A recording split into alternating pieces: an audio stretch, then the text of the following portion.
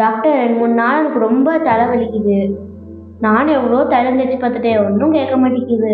நல்லா தூங்குனீங்களா? என்ன சாப்பிட்டீங்க? நல்லா தூங்குனேன் டாக்டர். வித்தியாசமா ஒன்றும் சாப்பிடல.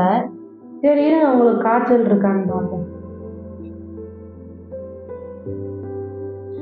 இருங்க, உங்களை செக் பண்றேன். நல்லா இழுத்து மூச்சு விடுங்க.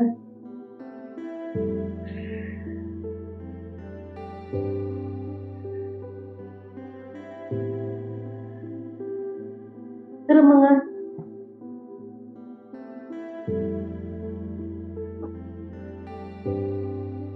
நல்லா மூச்சு இழுத்துடுங்க.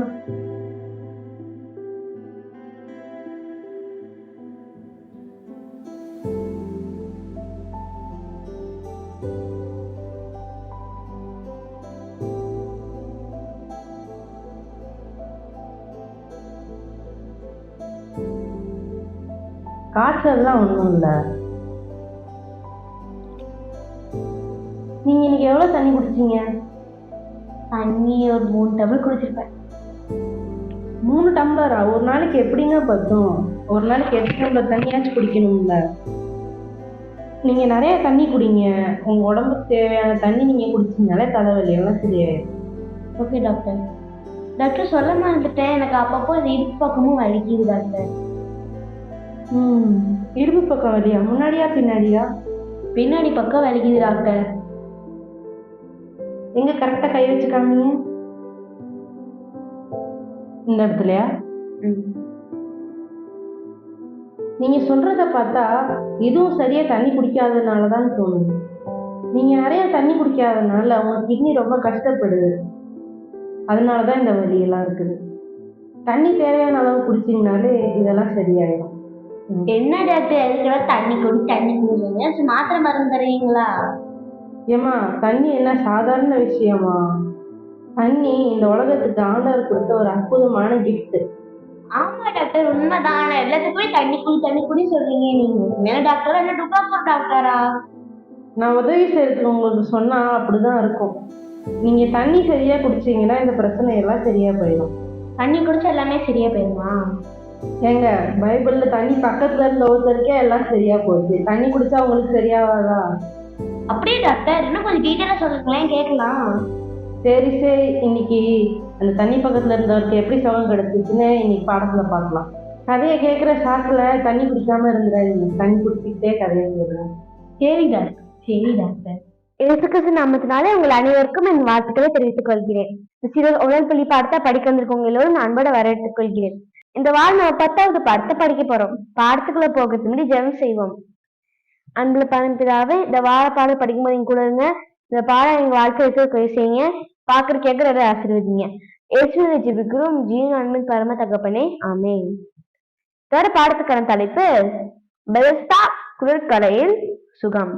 வேற பாடத்துக்கான மனப்பாட வசனம் எபேசியர் 2:8 எடுக்கப்பட்டிருக்கு. கிருபையினாலே விசுவாசத்தை கொண்டு ரட்சிக்கப்பட்டீர்கள், தேவனுடைய ஈவு. வேற பாடத்துல இருந்து நம்ம என்ன தெரிஞ்சுக்கிறோம்னா, நம்மளுடைய தேவைகளை பார்த்து ஆண்டவர் நமக்கு உதவி செய்யறார். யூதர்களோட பண்டிகை ஒண்ணு கொண்டாடுறதுக்கு இயேசு எருசலேமுக்கு வந்திருந்தாரு. அவர் இருந்த இடத்துல பெதஸ்தா அப்படின்னு ஒரு குளம் இருந்துச்சு. அதை சுத்தி 5 மண்டபங்கள் இருந்துச்சு. ஒரு குளத்தை சுத்தி நல்ல பசுமையான செடிகள், அமைதியான சூழல், இன்னும் கலர் கலரான அழகான பூக்கள் இருக்கணும். ஆனா இந்த குளம் வியாதியும் கஷ்டமும் நிறைஞ்ச இடமா இருந்துச்சு. அந்த குளத்தை சுத்தி ரொம்ப உடம்பு முடியாதவங்க அங்க இருந்தாங்க. ஒரு குளத்தை சுத்தி இவ்வளவு மக்களா அப்படின்னு இயேசு பார்த்தாரு. அவர் சுத்தி பார்க்கும்போது கண்ணு தெரியாதவங்க, காது கேட்காதவங்க, கால் நடக்க முடியாதவங்க, வயிறு பிரச்சனை இருந்தவங்க, தோல் வியாதிகள், மனநிலை பாதிக்கப்பட்ட நிலையில நிறைய பேரும் இருந்தாங்க. இவங்களை பார்த்து இயேசுக்கு ரொம்ப மனசு கஷ்டமா இருந்துச்சு. இந்த குளம் சுத்தி எதுக்கு இவ்வளவு பேரு காத்துக்கிட்டு இருக்காங்க அப்படின்னு இயேசு பார்த்தாரு. இந்த குளத்துல இருக்க தண்ணி ஒரு தேவதூதர் வந்து கலக்குவாரு அப்படின்னு எல்லாரும் நினைச்சாங்க. அப்படி இந்த தண்ணி கலங்கும் போது முதல்ல யாரு தண்ணிக்குள்ள இறங்குறாங்களோ அவங்களுக்கு சுகம் கிடைக்கும் அப்படின்னு எல்லாரும் விசுவாசிச்சாங்க. இயேசுக்கு நல்லா தெரியும் இது உண்மை இல்லைன்னு. ஆனா ஒவ்வொரு தடவையும் அந்த தண்ணி அப்படி கலங்கும் போதும் சுத்தி காத்துக்கிட்டு இருக்க ஜனங்கள் எல்லாம் ஒருத்தர் முண்டி அடிச்சு தள்ளி அவங்க முதல்ல அந்த குளத்துக்குள்ள இறங்கணும்னு முயற்சி செய்வாங்க. இந்த குளத்தை சுத்தி இருந்த எல்லாரையும் பார்த்து ஏசுக்கு ரொம்ப மனசு கஷ்டமா இருந்துச்சு.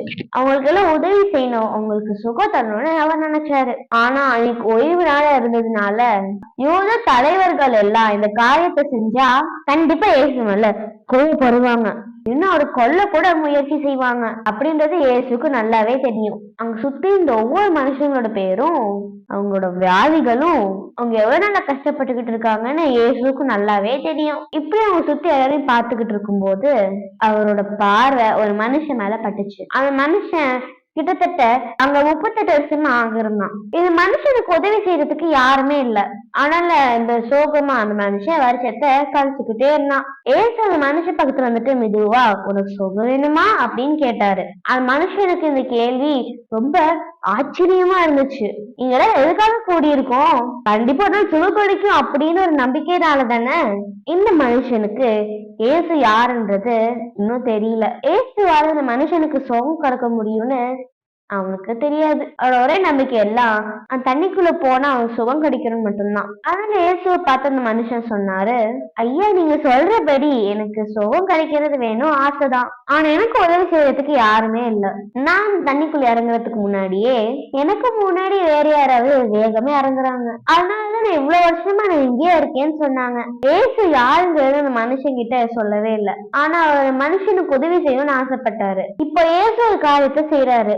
அந்த மனுஷனை பார்த்துட்டு எந்திரி உன் படுக்கை எடுத்துட்டு நட அப்படின்னு சொன்னாரு. இது கேட்ட மனுஷன் கொஞ்சமும் யோசிக்கல. அவன் மனசுல நம்பிக்கையும் விசுவாசமும் இருந்துச்சு. அது உடனே ஏசு சொன்னபடி அவன் கீழ்ப்படிஞ்சான். அவனுக்கு சுகம் கிடைக்கணும். அவன் கைகளும் கால்களும் இத்தனை வருஷமா பயன்படாம அப்படியே கடந்துச்சு. அதெல்லாம் இப்போ உயிர் பெற்றுச்சு. இப்போ அந்த மனுஷன் படுத்த இடத்துல இருந்து துள்ளி குதிச்சு எந்திரிச்சாரு. அவரை படுக்கை எடுத்து சுருட்டிட்டு அவருக்கு சுகம் கொடுத்தவர திரும்பி தேடி பாக்குறாரு. ஆனா அங்க அவர் காணோம். ஏசு அமைதி அந்த கூட்டத்துக்குள்ள மறைஞ்சு போயிட்டாரு. கொஞ்ச நாள் கழிச்சு ஏசு மனுஷனை ஆலயத்துல சந்திச்சாரு. அங்க எல்லார்கிட்டயும் ஏசு சுகம் கொடுத்தாருன்னு அவர் பகிர்ந்துக்கிட்டாரு. ஆண்டவர் கிருபையோட அந்த மனுஷனுக்கு சுகம் கொடுத்தாரு. அது மட்டும் இல்லாம நல்ல சுகத்தை கொடுத்து ஒரு நல்ல வாழ்க்கையும் அவருக்கு கொடுத்தாரு. நம்ம ஒவ்வொருத்தரும் உடம்பு ரீதியாகவோ அல்லது மனசு ரீதியாகவோ அல்லது ஆவிக்குரிய ரீதியாகவோ சுகம் இல்லாம இருக்கலாம்.